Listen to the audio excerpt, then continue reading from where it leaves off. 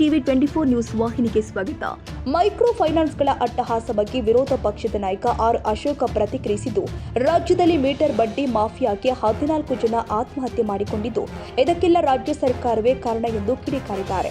ಈ ಬಗ್ಗೆ ಮಾತನಾಡಿದ ಅವರು, ಈ ಹಿಂದೆ ಅಧಿಕಾರಿಗಳ ಆತ್ಮಹತ್ಯೆ ಸೀರಿಯಲ್ ಸಹ ನೋಡಿದ್ದೇವೆ, ಬಾಣಂತಿಯರ ಸೀರಿಯಲ್ ಸಾವನ್ನು ಕೂಡ ನೋಡಿದ್ದೇವೆ.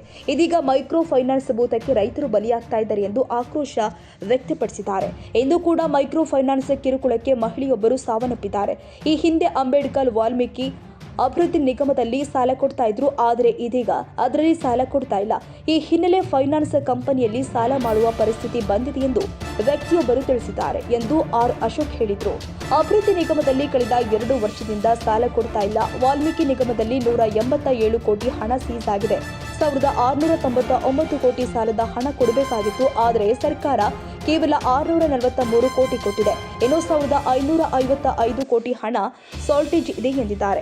ಈಗಾಗಲೇ ಮೈಕ್ರೋ ಫೈನಾನ್ಸ್ಗಳು ರಾಜ್ಯದಲ್ಲಿ ತಲೆ ಎತ್ತಿದೆ. ಈ ಹಿಂದೆ ಇವುಗಳ ಕಾಟ ಇರಲಿಲ್ವಾ? ಆದರೆ ಈಗ ಸರ್ಕಾರ ಸಂಕಷ್ಟದಲ್ಲಿ ಇದೆ, ಸಾಲ ಕೊಡಲು ಹಣವಿಲ್ಲ, ಹಣ ನಮ್ಮಲ್ಲೇ ಬರ್ತಾರೆ ಎಂದು ಅವರಿಗೆ ತಿಳಿದಿದೆ. ಹೀಗಾಗಿ 1555 ಕೋಟಿ ಸರ್ಕಾರದ ಸಾಲ್ಟೇಜ್ ಹಣವನ್ನ ಮೈಕ್ರೋ ಫೈನಾನ್ಸ್ ಜನರಿಗೆ ಕೊಟ್ಟು ಅವರ ಸಾವು ನೋವಿಗೆ ಕಾರಣವಾಗಿದೆ ಎಂದು ಅಶೋಕ್ ಗುಡುಗಿದ್ರು. ತಲೆ ಎತ್ತುವ ಮುಖಾಂತರ ಕರ್ನಾಟಕದಲ್ಲಿ ಇದುವರೆಗೂ ಸುಮಾರು 14 ಜನ ಆತ್ಮಹತ್ಯೆಯನ್ನ ಮಾಡಿಕೊಂಡಿದ್ದಾರೆ. ಇಡೀ ರಾಜ್ಯದಲ್ಲಿ ಎಲ್ಲ ಜಿಲ್ಲೆಗಳಲ್ಲೂ ಕೂಡ ಮೀಟರ್ ಬಡ್ಡಿ ದಂಧೆ, ಅದರ ಗೂಂಡಾಗಳಿಗೆ ಕೆಲಸ ಇರಲಿಲ್ಲ. ಈ ಸರ್ಕಾರ ಬಂದ ಮೇಲೆ ಗೂಂಡಾಗಳಿಗೂ ಒಳ್ಳೆ ಕೆಲಸ ಸಿಕ್ಕಿದೆ. ಮೀಟರ್ ಬಡ್ಡಿ ದಂಧೆಯಲ್ಲಿ ವಸೂಲಿ ಮಾಡುವಂತ, ದೌರ್ಜನ್ಯ ಮಾಡಿ ವಸೂಲಿ ಮಾಡುವಂತ ಕೆಲಸಕ್ಕೆ ರೌಡಿಗಳನ್ನು ಬಳಕೆ ಮಾಡ್ತಾ ಇರುವಂತದ್ದು ಜನ ಆಪಾದನೆಯನ್ನ ಮಾಡ್ತಾ ಇದ್ದಾರೆ.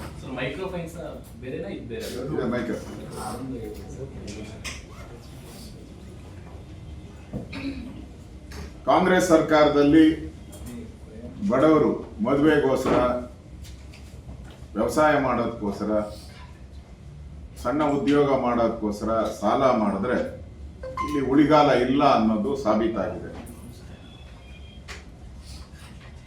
ಮೊನ್ನೆ ಎಲ್ಲ ವಿಧಾನಸೌಧದಲ್ಲಿ ಒಂದೊಂದು ಬೋರ್ಡ್ ಹಾಕಿದ್ರು ಬೆಳಗಾವಿಯಲ್ಲಿ, ನುಡಿದಂತೆ ನಡೆ ಅಂತೇಳಿ. ಸಾಲ ಮಾಡಿದ್ರೆ ಮನೆ ಕಡೆಗೆ ನಡೆ, ಇವ್ರದ್ದು ನುಡಿದಂತೆ ನಡೆ, ಸಾಲ ಮಾಡಿದ್ರೆ ಮನೆ ಕಡೆಗೆ ನಡೆ. ಇವತ್ತು ಅಧಿಕಾರಿಗಳ ಆತ್ಮಹತ್ಯೆ ಸರಣಿ ಆಯಿತು. ಅದೊಂದು ಸೀರಿಯಲ್ ತರ ಬಂತು.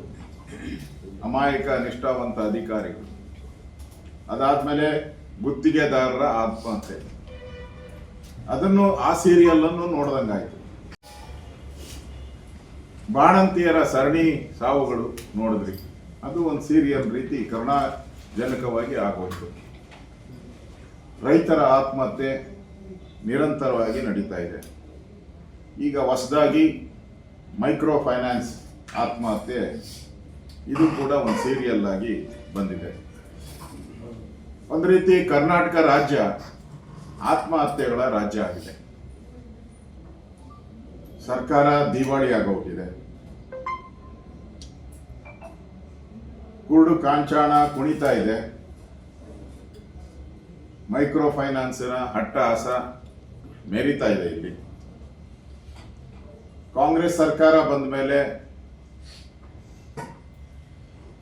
ಜನಗಳಿಗೆ ಕಳೆದ 30-40 ವರ್ಷಗಳಿಂದ ಏನು ಸಹಾಯ ಮಾಡ್ತಾ ಇದ್ವಿ ನಾವೆಲ್ಲರೂ ಕೂಡ, ಎಲ್ಲ ಸರ್ಕಾರಗಳು, ಜನತಾದಳ ಇರ್ಬೋದು, ಬಿಜೆಪಿ ಇರ್ಬೋದು, ಬೇರೆ ಬೇರೆ ಸರ್ಕಾರ ಬಂದಾಗೂ ಕೂಡ ಬಡವರಿಗೆ ಸಹಾಯ ಮಾಡುವಂತ ಯೋಜನೆಗಳನ್ನ ನಾವು ಬೇರೆ ಬೇರೆ ಇಲಾಖೆಯಿಂದ, ಸಮಾಜ ಕಲ್ಯಾಣ ಇರ್ಬೋದು, ಕಾರ್ಪೊರೇಷನ್ಗಳು ಇರ್ಬೋದು, ಇಲಾಖೆಗಳಿಂದ ನಾವು ಕೊಡ್ತಾ ಇದ್ದೀವಿ. ಕನ್ನಡಿಗರ ಮೆಚ್ಚಿನ ನಿಮ್ಮ ಟಿವಿ 24 ಕನ್ನಡ ನ್ಯೂಸ್ ವಾಹಿನಿ ಇದೀಗ ಟಿವಿಯಲ್ಲಿ ಲಭ್ಯ.